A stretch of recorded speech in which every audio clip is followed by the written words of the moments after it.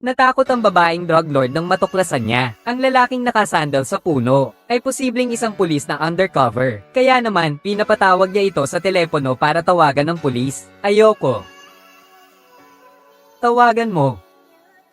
Si Wu Shenfeng naman ay biglang kinabahan ng husto dahil hindi alam ni Chen Yu na siya ay isang undercover. Kung tatawagan ito, malaki ang posibilidad na ma-expose. At ang babaeng drug lord nang makita ang pag-aalangan ni Wu Shenfeng, diretsong inutusan ng mga tauhan niyang ibigay ang cellphone at inilapit sa kanya. Dahil dito, agad na tumagilid ang puso ni Wu Shenfeng. Ngunit sa ngayon, kung hindi tatawag, tiyak malalagay siya sa panganib. Wala siyang magawa kundi tanggapin ang cellphone. Tinawagan si Chen Yu at ang hindi inaasahan ng lahat ay si Chen Yu. Nang makita niyang isang hindi kilalang numero ang tumawag, akala niya ay isang spam call. Diretso niyang pinutol. Magandang araw. Ang numerong inyong tinawagan ay kasalukuyang abala. Mangyaring tumawag muli mamaya. KY, E90, AGSU, AYYI. Siya ay pulis. NC. Kapag nakakita ng hindi pamilyar na numero, tiyak na hindi sasagutin.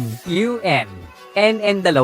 Inisip ni Wu Shenfeng na sapat na ito upang malusutan. Ngunit hindi niya inasahan na pipilitin siya ng babaeng drug lord na tumawag muli. Alam ni Wu Shenfeng na kapag tumawag ng 2 beses, tatawagan na ng karamihan. Kaya't nagdasal na lamang siya ng tahimik. Ang kabilang panig ay maaaring malinaw na makuha ang sariling mga pahiwatig. Halo? Sino ito? Chen Yu. Ako ito. Wu Shenfeng. Pagkarinig ng boses ni Wu Shenfeng sa kabilang linya, agad na nagulat si Chen Yu. Kaya agad niyang kinuha ang telepono at lumabas. Hindi pa tapos magsalita si Wu Shenfeng, agad niyang binaba ang tawag. At ang ginawa niya ay lalong nagpalalim sa pagdududa ng mga drug trafficker sa kanya. Hindi na ba yun unknown number ngayon? Nakikitang delikado na ang sitwasyon, mabilis na nag-isip si Wu Shenfeng. At agad na sinimulang tanungin ng mga drug trafficker na naroon. Ano ngayon? May problema ba?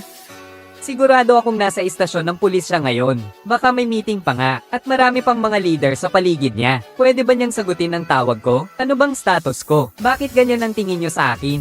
Kasama ba ako sa inyo o sa kanila? Ano ba ang pinagdududahan ninyo?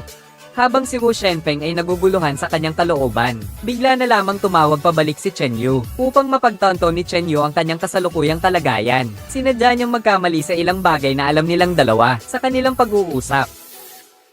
Chen Yu. Ako si Wu Shenfeng. Gusto ko lang ipaalala sa'yo. Naalala mo ba kung anong araw ang sa makalawa?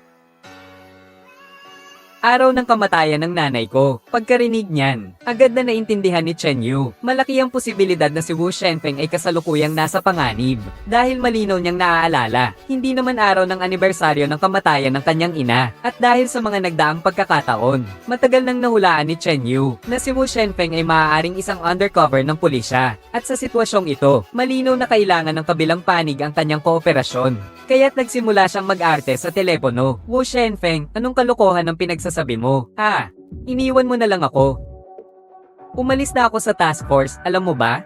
Binalik na ako sa police station, naging pulis na lang ako sa barangay. Alam mo ba, nahuli ko na ang pumatay sa tatay mo. Nasara ko na rin ang Jaime ni A. Sauer. At sa bawat kaso ng paggamit ng droga, lagi kang nakakaalis ng walang bahid dungis. Sabihin mo sa akin kung bakit ito nangyari. Nang marinig ito, si Wu Shenfeng ay malinaw na. Alam na ni Chen Yu ang kanyang mga pahiwatig. Ang puso niyang puno ng kaba ay tuluyan ng hamupa. Dahil alam niya, sa pamamagitan ng mga salitang ito ni Chen Yu, nawala na ng duda ang mga drug dealer tungkol sa kanya. At ang dahilan kung bakit pinakol ni Wu Shenfeng si Chen Yu, may dalawa pang mahalagang layunin. Una, upang tiyakin ang kanyang pagkakakilanlan. Maaari mo ba akong sabihan ng totoo? Totoo ba ang ulat ng pulisya ng Yanhei? Iyon ay isang ulat. Ulat na ipinaabot sa buong lipunan. Ano ba ang akala mo?